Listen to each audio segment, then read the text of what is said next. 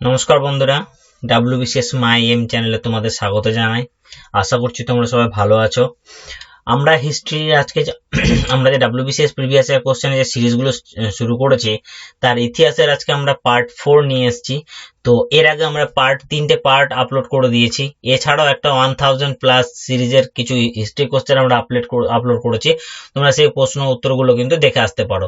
আমাদের এই previous year question যে ডিসকাশনের মধ্যে আমাদের মেন উদ্দেশ্য রয়েছে যে কোশ্চেনটা রয়েছে তার উত্তর তো করার সঙ্গে আরো কিছু 4-5টা উত্তর, এক একটা প্রশ্নের 4-5টা করে উত্তরকে আমরা বা প্রশ্ন তার মধ্যে খুঁজে বের করে উত্তর করা, যাতে করে কি একটা মানে কমপ্লিট একটা সার্কেলের মাধ্যমে আমরা এই প্রিপারেশনটাকে কমপ্লিট করতে পারি। আর একটা জিনিস তোমাদের ইম্পর্টেন্ট কথা আমি বলে রাখি, যে আমরা যদি প্রিভিয়াস ইয়ার কোশ্চেনের যদি অপশনগুলো যে রয়েছে সেই অপশনগুলো বেসিসেও যদি করে থাকি, তা আমরা অন্ততপক্ষে প্রিলিমস এর ক্ষেত্রে, আমি বলছি মেন্স এর ক্ষেত্রে বলবো না, প্রিলিমস এর ক্ষেত্রে কিন্তু কমপক্ষে আমাদের 40% কোশ্চেন কিন্তু কমন আসার সম্ভাবনা থেকে থাকে কিছু স্ট্যাটিক্স পার্টের উপরে। হিস্ট্রিতে যেমন তুমি কমন পাবে 40% কমন পাবে, জিওগ্রাফিতে নাই করে 30% কমন পাবে, ইকোনমিক্সে তো আরো বেশি পার্সেন্ট তুমি কমন পাবে, পলিটি কিছুবার এদিক ওদিক হয়ে যায় কিন্তু পলিটি থেকেও তুমি কমন পাবে। সেহেতু প্রিভিয়াস ইয়ার কোশ্চেন কিন্তু প্রত্যেকটা এক্সামের ক্ষেত্রে একটা খুব গুরুত্বপূর্ণ ভূমিকা পালন করে। সেই জন্যই কিন্তু প্রিভিয়াস ইয়ার কোশ্চেন গুলো এখানে দেওয়া, এবং প্রত্যেকটা কোশ্চেন তোমরা ভালো করে দেখো এবং কোশ্চেনের অ্যান্সার গুলো কিন্তু নোট ডাউন করে নাও। আমরা পরবর্তীতে এই কোশ্চেন গুলো ডিটেলসে নোট দিব, কিন্তু সেটা আমাদের একটু দেরি হবে। আমরা যেহেতু নতুন, সেখানে আমাদের একটু সময় লাগছে। তো তোমরা ওই অপেক্ষায় না থেকে তোমরা প্রত্যেকটা জিনিসকে কিন্তু নিজে হাতে নোট ডাউন করে নাও, যেটা তোমাদের অনেক বেশি, আমাদের তুলনায় অনেক বেশি ভালো হবে তোমার, এবং সেখানে কি মুখস্থটা তোমার অনেক তাড়াতাড়ি হবে। আচ্ছা, আমরা আজকে প্রথম কোশ্চেনে চলে যাব। সিধু ও কানু নামক কোন বিদ্রোহের সঙ্গে জড়িত? এখানে একটা বিদ্রোহ রয়েছে যে বিদ্রোহের সঙ্গে সিধু ও কানু নামটা জড়িত রয়েছে। এখানে তোমরা সবাই এক কথায় উত্তর দিয়ে দিবা, এটা সাঁওতাল বিদ্রোহের সঙ্গে জড়িত রয়েছে। এবার তোমাদের শুধু সাঁওতাল বিদ্রোহতে উত্তর দিলে হবে না, সঙ্গে সঙ্গে যদি প্রশ্ন করা হয় তোমাদের সাঁওতাল বিদ্রোহ কত খ্রিস্টাব্দে হয়েছিল, তার উত্তরটাও তোমাকে রেডি রাখতে হবে। এখানে কত 1856 খ্রিস্টাব্দে হয়েছিল। এবার সঙ্গে সঙ্গে আর একটা রিলেটেড কোশ্চেন চলে আসছে, কত খ্রিস্টাব্দে হয়েছিল, এবার কোথায় হয়েছিল, সেটা কিন্তু কি ঝাড়খণ্ডে, এই যে আমাদের ছোটনাগপুর মালভূমির কিছু আদিবাসী অধ্যুষিত এলাকা রয়েছে, সেখানে কিন্তু হয়েছিল। এবার তোমাদের তার সঙ্গে সঙ্গে আরো কোশ্চেন কিছু জানতে হবে, তাহলে চুয়াড় বিদ্রোহটা কবে হয়েছিল? এই চুয়াড় বিদ্রোহ কিন্তু 1799 খ্রিস্টাব্দে হয়েছিল। কোথায় হয়েছিল? বাঁকুড়া মেদিনীপুর এরিয়াতে হয়েছিল। সঙ্গে সঙ্গে আর একটা প্রশ্ন চলে আসবে, তাহলে সন্ন্যাসী বিদ্রোহ কবে হয়েছিল? সন্ন্যাসী বিদ্রোহ কিন্তু হয়েছিল 1776 খ্রিস্টাব্দে থেকে 1777 খ্রিস্টাব্দ পর্যন্ত। এবং এখানে সঙ্গে তোমাদের আর একটা প্রশ্ন চলে আসবে, যে কি তার সঙ্গে রিলেটেড, যে এই সন্ন্যাসী বিদ্রোহের নেতা কে ছিল? এখানে নেতা ছিল কিন্তু ভবানী পাঠক। তোমরা কম বেশি অনেকেই জানো। এই সন্ন্যাসী বিদ্রোহ রিলেটেড একটা মানে বিখ্যাত রয়েছে, ঐতিহাসিক বই রয়েছে, সেটা কি এবং কার লেখা? সেখানে কি উত্তর হবে? সেটা হবে আনন্দ মঠ। এবং কার লেখা? সেটা বঙ্কিমচন্দ্র চট্টোপাধ্যায় লেখা। সেখানে আবার একটা প্রশ্ন চলে আসবে, এইখানে একটা সঙ্গীতের কথা উল্লেখ রয়েছে, যে সঙ্গীতটা পরবর্তীতে ভারতের সংবিধানে গৃহীত হয়েছে। তো সেই সঙ্গীতটা কি? সেটা হচ্ছে কি বন্দে মাতারাম, যেটা কি আমাদের ন্যাশনাল অ্যান্থাম বলি আমরা। তার সঙ্গে কি তোমাদের আবার কোশ্চেন রিলেটেড চলে আসবে, এইটা কে সর্বপ্রথম গিয়েছিল? উত্তর কি হবে? রবীন্দ্রনাথ ঠাকুর। কোথায় গিয়েছিল? কি 1896 খ্রিস্টাব্দে কংগ্রেস অধিবেশনে কিন্তু রবীন্দ্রনাথ ঠাকুর এই সঙ্গীতটা প্রথম গিয়েছিলেন। তাই একটা কোশ্চেন থেকে আমরা কিন্তু এখানে অন্তত পক্ষে 10টা কোশ্চেনের অ্যান্সার করলাম, তবেই কিন্তু আমি এই ডাব্লিউবিসিএস প্রি বলো আর মেন্স বলো ক্লিয়ার করার জন্য কিন্তু তুমি একটা জায়গায় দাঁড়াবা। তোমাকে প্রত্যেকটা কোশ্চেন কিন্তু এইভাবেই করতে হবে। তারপরে প্রশ্ন দেখো, ইবন বতুতা কোন সম্রাটের শাসনকালে ভারতে আসেন? এখানে উত্তর হবে কিন্তু মোহাম্মদ বিন তুগলকের আমলে এসেছিলেন। মোহাম্মদ বিন তুগলক কত থেকে কত খ্রিস্টাব্দ অব্দি রাজত্ব করেছিলেন? ইনি 1325 থেকে 1351 খ্রিস্টাব্দ অব্দি রাজত্ব করেছিলেন। তারপরে সিংহাসনে কে বসেছিল? তারপরে সিংহাসনে ফিরোজ শাহ তুগলক বৈঠক বসেছিল। তারপরে কি শেরশাহ কত খ্রিস্টাব্দে রাজত্ব করেছিলেন? শেরশাহ 1540 থেকে 1545 খ্রিস্টাব্দ অব্দি তিনি রাজত্ব করেছিলেন। তিনি কাকে সিংহাসনে সরিয়ে সিংহাসন করেছিলেন, দখল করেছিলেন? তিনি হুমায়ুনকে সরিয়ে। এভাবে আকবরও করতে হবে, আলাউদ্দিন খলজিও করতে, আমাদের প্রত্যেকটাকে এইভাবে কিন্তু আমাদের জানতে হবে। আচ্ছা, তারপরে কোশ্চেন চলে যাবো আমরা। মহাত্মা গান্ধীর অসহযোগ আন্দোলনের মুখ্য প্রতীকী কি ছিল? এখানে মুখ্য প্রতীক কিন্তু কি তার চরকা ছিল। এবার শুধু অসহযোগ আন্দোলন আমাদেরকে বললে হবে না, এই অসহযোগ আন্দোলন আর একটা কি নামে পরিচিত? এটা আর একটা আমাদের যেটা নন কোঅপারেশন মুভমেন্ট, যেটা সেই মুভমেন্ট নামে কিন্তু পরিচিত। এখানে তোমাদের আরো কিছু জানতে হবে, এটা কত খ্রিস্টাব্দে করা হয়েছিল? লঞ্চ করা হয়েছিল 1920 খ্রিস্টাব্দে। কত খ্রিস্টাব্দে এটাকে শাটডাউন করা হয়েছিল? 1922 খ্রিস্টাব্দে। কোন ঘটনার পরিপ্রেক্ষিতে শাটডাউন করা হয়েছিল? চৌরি চৌরার ঘটনার পরিপ্রেক্ষিতে। এর পাশাপাশি কোন আন্দোলন শুরু হয়েছিল? এর পাশাপাশি খিলাফত আন্দোলন শুরু হয়েছিল। খিলাফত আন্দোলন কত খ্রিস্টাব্দে শুরু হয়েছিল? 1920 খ্রিস্টাব্দে শুরু হয়েছিল। খিলাফত আন্দোলনের প্রাথমিক দুজন নেতার নাম করো, আলী ভ্রাতৃদ্বয়। এইভাবেই কিন্তু তোমাদের প্রত্যেকটা প্রশ্নকে পড়তে হবে। তারপরে প্রশ্ন চলে যাব আমরা। নীল দর্পণ নাটক কার রচনা? নীল দর্পণ নাটক দীনবন্ধু মিত্রের রচনা। আমরা সবাই জানি। কত খ্রিস্টাব্দে রচনা করেছিলেন? এইখানে কিন্তু আমরা আবার নিজেদের মানে যে আমরা একটা অ্যাডভান্টেজ বা একটা যে অ্যাগ্রেসিভনেসটা দেখাচ্ছিলাম সেটা কিন্তু অনেকে ডাউন হয়ে যায়। কি এটা? 1860 খ্রিস্টাব্দে। কোন ঘটনার পরিপ্রেক্ষিতে? 1859 খ্রিস্টাব্দে নীল বিদ্রোহের পরিপ্রেক্ষিতে। এখানে আরেকটা প্রশ্ন এসে থাকে, নীল দর্পণ নাটকটাকে কে ইংরেজিতে অনুবাদ করেছিলেন? মাইকেল মধুসূদন দত্ত। তারপরে প্রশ্ন বলো, তারপরে প্রশ্ন দেখো, কোন সুলতান সিংহাসন আরোহণের করার আগে দাস ছিলেন না? একজন সুলতান এখানে উল্লেখিত রয়েছে, যখন সিংহাসনে বসেছিলেন তখন তিনি কিন্তু দাস ছিলেন না। এখানে কিন্তু তিনজনই দাস ছিলেন। কুতুবউদ্দিন আইবক তিনিও দাস ছিলেন, ইলতুৎমিশ তিনিও দাস ছিলেন, বলবন তিনিও দাস ছিলেন। এখানে দাস ছিলেন না আলাউদ্দিন খলজি। মাথায় রাখবে, আলাউদ্দিন খলজি কিন্তু তিনি দাস ছিলেন না। তিনি কত খ্রিস্টাব্দ থেকে কত খ্রিস্টাব্দে রাজত্ব করেছেন? তিনি 1296 থেকে 1316 অব্দি তিনি কিন্তু রাজত্ব করেছিলেন। এখানে তিনি কাকে সিংহাসনচ্যুত করে সিংহাসন নেন? তিনি জালালউদ্দিন খলজিকে তিনি কিন্তু সিংহাসন থেকে সরিয়ে কিন্তু সিংহাসনে আরোহণ করেন। আচ্ছা, তারপরে তোমার আরেকটা প্রশ্ন এখানে জানতে হবে, তার সেনাপতির নাম কি ছিল? তার সেনাপতি, সব থেকে বিশ্বস্ত সেনাপতি যে, তার নাম ছিল কি? মালিক কাফুর।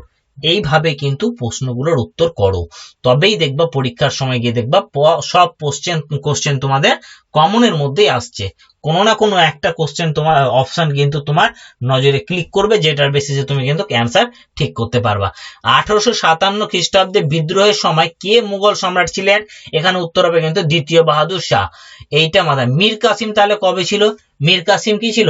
মীর কাসিম ছিল আমাদের যে বক্সারের যুদ্ধ, মীর কাসিম সেই সময়কার জন্যতে কিন্তু মীর কাসিম ছিল।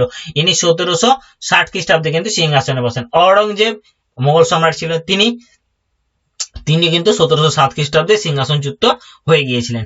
তারপরে সরফরোজ খাঁ এনাদের মধ্যে ছিলেন না, কিন্তু সেরকম পপুলার তিনি কিন্তু ছিলেন না।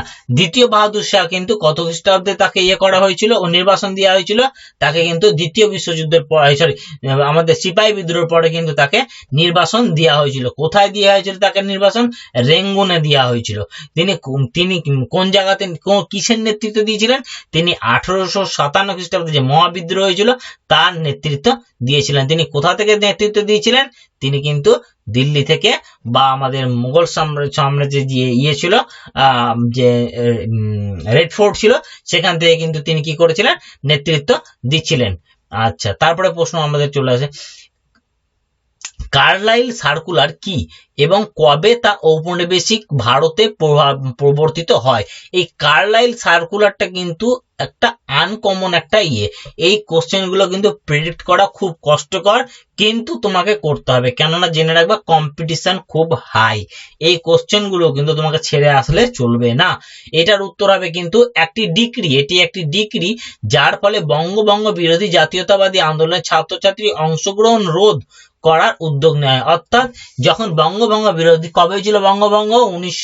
5 খ্রিস্টাব্দে এই বঙ্গভঙ্গটাকে যাতে রোধ করা যায়, মানে সেই সময় কি হয়েছিল, বঙ্গভঙ্গর ক্ষেত্রে কি আমাদের যে একটা স্বদেশী মুভমেন্ট শুরু হয়েছিল, সারা দেশের সাধারণ মানুষ, স্টুডেন্ট সবাই কিন্তু এখানে সেই স্বদেশীর ডাকে যোগ দিয়েছিল, এবং প্রচুর মানুষ সেই সময় নিজেদের চাকরি ছেড়ে এই আন্দোলনে নেমেছিলেন। স্টুডেন্টরা স্কুলকে বয়কট করে দিয়েছিল এবং তারাও কিন্তু এই আন্দোলনে নেমে গিয়েছিল। তো সেই সময় সরকার কি করেছিল, ইংরেজ সরকার কি করেছিল, যাতে করে কি স্টুডেন্টরা এই আন্দোলনে না এগাতে পারে, আন্দোলনে না নামতে পারে, তার জন্য কি করেছিল, এই একটা কার্লাইল সার্কুলার ডিক্রিটা জারি করেছিল। এবার তোমাদের এখানে সাইড বাই সাইড একটা প্রশ্ন আসবে যে কত খ্রিস্টাব্দে এটা ইস্যু করেছিল, 1905 খ্রিস্টাব্দে ইস্যু করেছিল 22 অক্টোবর। কে ইস্যু করেছিল, সেই সময় আমাদের চিফ সেক্রেটারি অফ বেঙ্গল ছিল থমাস কার্লাইল, তিনি কিন্তু এইটা করেছিলেন, ডিক্রিটা ইস্যু করেছিলেন, এবং তার নাম অনুসারে কিন্তু এটাকে কার্লাইল সার্কুলার হিসাবে চিহ্নিত করা হয়েছে। তারপরে প্রশ্ন চলে যাব আমরা, মনসবদার শব্দের অর্থ, অর্থাৎ মনসবদারের অর্থ হলো কি, মনসবদারের অর্থ হচ্ছে আমাদের এখানে পদ বা পদমর্যাদা। আমরা মোগল সাম্রাজ্য যখন পড়বো তখন এই মনসবদার, কত মনসবদার ছিল, কোন সময় কারা ছিল, আমরা সমস্ত ডিটেলস ভিডিও কিন্তু এতে দেখবো। আমরা এখানে অতটা ডিটেলসে আলোচনা করলাম না সেই জন্য। 1857 পরে প্রথম কোন রাজনৈতিক হত্যাটি ভারতের সশস্ত্র জাতীয়তাবাদী সংগ্রামের সূচনা করে? এখানে 1857 পরে কোন রাজনৈতিক হত্যাটি? উত্তর হবে কিন্তু চাপেকর ভ্রাতৃদ্বয়ের ব্রিটিশ শাসক ডব্লিউ.সি. রান্ডকে হত্যা করা। এইটা কত খ্রিস্টাব্দে হয়েছিল? এটা হয়েছিল 1897 খ্রিস্টাব্দে 22 জুন। এখানে কারা হয়েছিল এই চাপেকর ভ্রাতৃদ্বয়? কে? দামোদর হরি চাপেকর এবং বালকৃষ্ণ চাপেকর, এই দুই ভাই মিলে তারা এই রান্ডকে হত্যা করেছিল 1800 কত খ্রিস্টাব্দে? 97 খ্রিস্টাব্দে। এই হত্যার পর থেকে, মানে সেই 1857 পর থেকে কিন্তু আর জাতীয়তাবাদী সংগ্রামে সেরকম হত্যা হয়নি। এই প্রথম হত্যা দিয়ে কিন্তু আবার জাতীয়তাবাদী সংগ্রামের হত্যা শুরু হয়ে যায়। তারপরে প্রশ্ন চলে আসবে আমাদের, কোন তুর্কি সুলতান উক্ত ব্যবস্থা প্রবর্তন করেন? এই ইকতা ব্যবস্থা প্রবর্তন করেন। ইকতা কিন্তু প্রবর্তন করেছিল ইলতুৎমিশ। উত্তর হবে ইলতুৎমিশ। ইলতুৎমিশ কিন্তু প্রথম আমাদের দিল্লি সালতানাতে এসে এই ইকতা প্রথাটা ব্যবস্থা করে। ইকতা যারা দেখাশোনা করতো তাদের কি বলা হতো? ইকতাদারকে বলা হতো ইকতাদার বা মুক্তি, ইকতাদার বা মুক্তি বলা হতো। এই দিল্লি সালতানাত যখন পড়বো তখন কিন্তু আমরা ইকতাদারের বিভিন্ন সময় বিভিন্ন সিস্টেম ওয়াইজ যে আমরা বিভিন্ন সুলতান সেটা কিভাবে ইমপ্লিমেন্ট করেছিল সেই জিনিসগুলো কিন্তু আমরা দেখবো ডিটেলসে। আচ্ছা, তারপরে আমরা প্রশ্ন চলে যাব, সন্ধ্যা শীর্ষক জাতীয়তাবাদী সংবাদপত্রের সম্পাদক কে ছিলেন? এখানে উত্তর হবে কিন্তু ব্রহ্মবান্ধব উপাধ্যায়। এই ব্রহ্মবান্ধব উপাধ্যায় এই সন্ধ্যা শীর্ষক জাতীয়তাবাদী সংবাদপত্রের সম্পাদক ছিলেন। এবার সাইড বাই সাইড প্রশ্ন চলে আসবে, তিনি কার আন্ডারে করেছিলেন? তিনি কিন্তু কেশবচন্দ্র সেনের আন্ডারে কিন্তু করেছিলেন। এইভাবে কিন্তু তোমাদের প্রশ্নগুলো কিন্তু করতে হবে। তারপরে প্রশ্ন চলে আসছে, দেখো, কোন মুসলিম সেনানায়ক ত্রয়োদশ শতকে বঙ্গদেশ জয় করেছিলেন? ত্রয়োদশ শতকে আমাদের বঙ্গদেশ জয় করেছিলেন ইখতিয়ার উদ্দিন বিন বখতিয়ার খলজি। এখানে তোমাদের কিছু কিছু কোশ্চেন কিন্তু অপশনকে অমিট করতে হবে, অপশনকে কমাতে হবে। সেইখানে কিন্তু কাজ দেবে কি, চেঙ্গিজ খা, তিনি আমাদের এদিকে কখনোই আসেননি। তৈমুর, তিনিও আসেননি। তাহলে এই আব্দুর রহিম খানিখানা আর এই মানে ইখতিয়ার উদ্দিন বখতিয়ার খলজির মধ্যে রয়েছে। তাহলে এখানে যে কোনো একটা আমি যদি নাম করে টিক করি তাহলে 50-50 চান্স চলে আসছে। তো এখানে কি ইখতিয়ার উদ্দিন বখতিয়ার খলজি কিন্তু করেছিলেন, তিনি আমাদের এতে বঙ্গদেশ জয় করেছিলেন। তিনি সেই সময় নালন্দাকে কিন্তু ডিস্ট্রয় করে দিয়েছিলেন একদম সম্পূর্ণরূপে, এবং প্রচুর পরিমাণে কিন্তু ধ্বংসলীলা চালিয়েছিলেন। প্রচুর মন্দির ভেঙে দিয়েছিলেন, প্রচুর হিন্দু স্থাপত্য ভেঙে দিয়েছিলেন। তারপরে নালন্দার প্রচুর বই, মানে একটা হিউজ পরিমাণ নালন্দার যে আমাদের সেই সময় ম্যানুস্ক্রিপ্ট বলো বা সেই বিভিন্ন ট্রাভেলার এসেছিল তারা যে বইগুলো লিখেছিল সেই সমস্ত বইকে কিন্তু তিনি পুড়িয়ে ছারখার করে দিয়েছিলেন। তারপরে প্রশ্ন চলে যাব আমরা, রামচরিত মানসের রচয়িতা কে? রামচরিত মানসের রচয়িতা হচ্ছে কিন্তু তুলসীদাস। এইখানে কিন্তু তোমাদের একটা প্রশ্ন বলে রাখি আমি, মানে কথা বলে রামচরিত আর রামচরিত মানসের মধ্যে কিন্তু কনফিউশন চলে আসে, সন্ধ্যাকর নন্দী না তুলসীদাস, রামচরিত মানস আর তুলসীদাস। এইখানে মাথায় রাখবা রামচরিত মানস কথাটা কিন্তু বড় কথা, আমি ট্রিক বলছি, মানে আমি এভাবে মনে রাখি তাই তোমাদের বললাম। রামচরিত মানস কথাটা কিন্তু একটা বড় নাম, হ্যাঁ, এখানে তুলসীদাস অপেক্ষাকৃত ছোট। এই নামটা বড় যখন, তখন এই নামটা ছোট হবে।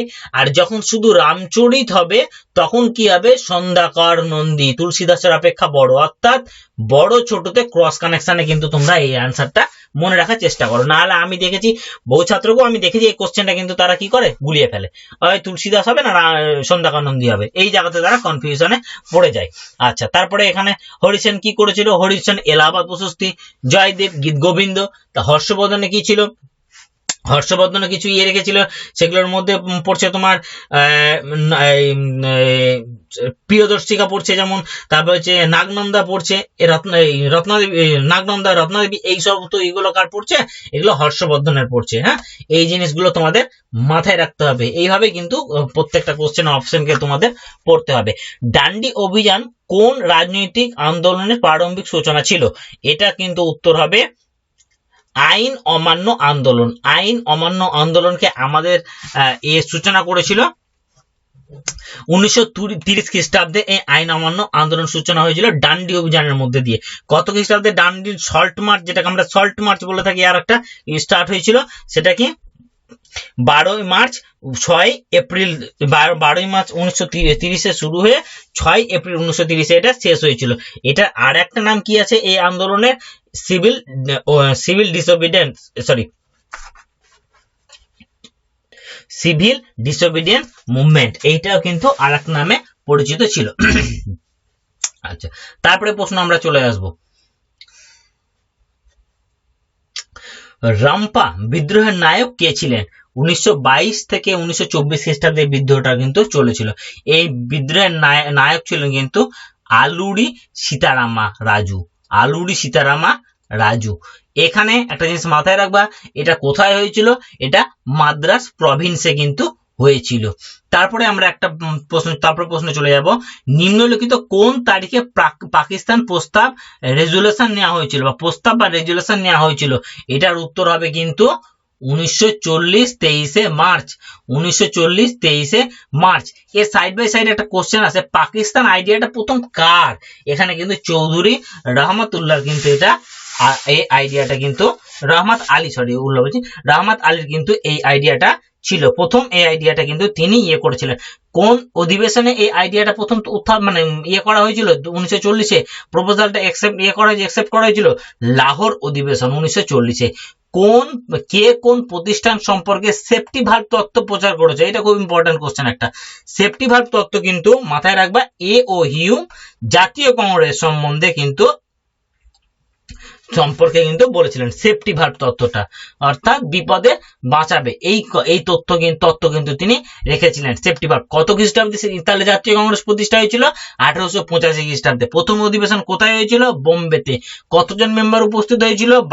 72 জন মেম্বার উপস্থিত হয়েছিল। কে ছিল প্রথম প্রেসিডেন্ট? আমাদের WC ব্যানার্জি ছিল প্রথম প্রেসিডেন্ট। এইভাবে কিন্তু প্রশ্নগুলোর অ্যান্সার করবা তোমরা। ইন্ডিয়া ইন্ডিপেন্ডেন্স লীগ এর সঙ্গে কে জড়িত ছিলেন? এখানে ইন্ডিয়া ইন্ডিপেন্ডেন্স লীগের সঙ্গে জড়িত ছিলেন আমাদের রাসবিহারী বোস। রাসবিহারী বোস কিন্তু ইন্ডিয়া ইন্ডিপেন্ডেন্স লীগ ফাউন্ডেড করেছিলেন, তিনি স্থাপন করেছিলেন। কত খ্রিস্টাব্দে? 1928 খ্রিস্টাব্দে। এটা কতদিন অব্দি এই ছিল, অ্যাক্টিভ ছিল? 1940 খ্রিস্টাব্দ অব্দি কিন্তু এটা অ্যাক্টিভ ছিল। তারপরে প্রশ্ন আমরা চলে যাব, এই রাসবিহারী বোস কিন্তু আর একটা কাজ করেছিলেন কি, তিনি কিন্তু যে ইন্ডিয়ান ন্যাশনাল আর্মি যে ছিল সেটাকে কার হাতে হ্যান্ড ওভার করেছিলেন? নেতাজির হাতে হ্যান্ড ওভার করেছিলেন। ভারতের রাজধানী নতুন দিল্লি লর্ড ডারউইন উদ্বোধন করে কত খ্রিস্টাব্দে? আমরা ম্যাক্সিমাম উত্তর করবো এখানে কিন্তু 1911 সালে। উত্তর এটা নয়, আরউইন এখানে উল্লেখ করে দিয়েছে। আরউইন কত খ্রিস্টাব্দে ছিল? আরউইন ছিল 1930-31-এ। মনে পড়ছে গান্ধী আরউইন চুক্তি, সেই গান্ধী আরউইন, সেই আরউইন, লর্ড আরউইন। কত তাহলে উত্তর হবে এখানে? 1931 খ্রিস্টাব্দে কিন্তু দিল্লিকে নতুন রাজধানী হিসাবে ওখানে উদ্বোধন করেছিল। তারপরে আজকে শেষ কোশ্চেন আমরা করব, শকাব্দ কবে সূচনা ঘটে? শকাব্দর কিন্তু সূচনা ঘটেছিল 78 এডিতে। কার সময়? কনিষ্কের সময়। কনিষ্ক কিন্তু সেই সময় করেছিল। কনিষ্ক কত খ্রিস্টাব্দে এতে বসেছিল, সিংহাসনে বসেছিল? অ্যাপ্রক্স 72। এবার তোমাদের এখানে একটা জিনিস জানতে হবে কি, কনিষ্কের সময় কত নম্বর বৌদ্ধ কাউন্সিল হয়েছিল, স্থাপিত হয়েছিল, মানে অর্গানাইজ হয়েছিল? 4র্থ নম্বর বৌদ্ধ কাউন্সিল কিন্তু সেখানে অর্গানাইজ হয়েছিল। এবং এই অর্গানাইজে এখানে একটা বৌদ্ধদের মধ্যে একটা কি হয়েছিল, দুটো পার্টে বিভক্ত হয়ে গেছিল। কোন কোন পার্টে বিভক্ত হয়েছিল? একটা হিনজান আর একটা মহাযান। আমরা বৌদ্ধদের সম্বন্ধে, বৌদ্ধ এবং জৈন ধর্ম সম্বন্ধে আমরা ডিটেলসে ভিডিও নিয়ে আসবো এবং সেখানে সমস্ত কিছু আমরা কমপ্লিট করবো। তোমরা শুধু চ্যানেলের সঙ্গে থাকো এবং প্রত্যেকটা জিনিস যেগুলো আমরা যতটুকু ভিডিও দিচ্ছি জেনে রাখবা, সেখানে কিন্তু কাজের জিনিসই রয়েছে। তোমরা প্রত্যেকটা ভিডিও ফলো করো এবং একবারের জায়গায় দুবার থেকে সেই জিনিসটাকে ভালো করে তোমরা নোট ডাউন করে নাও। বারবার বলছি, নোট ডাউন করে নাও এবং সেটাকে বারবার দেখতে থাকো তোমরা। আশা করছি তোমাদের এই ভিডিওটা ভালো লাগলো। ভালো থাকো। থ্যাংক ইউ, ধন্যবাদ।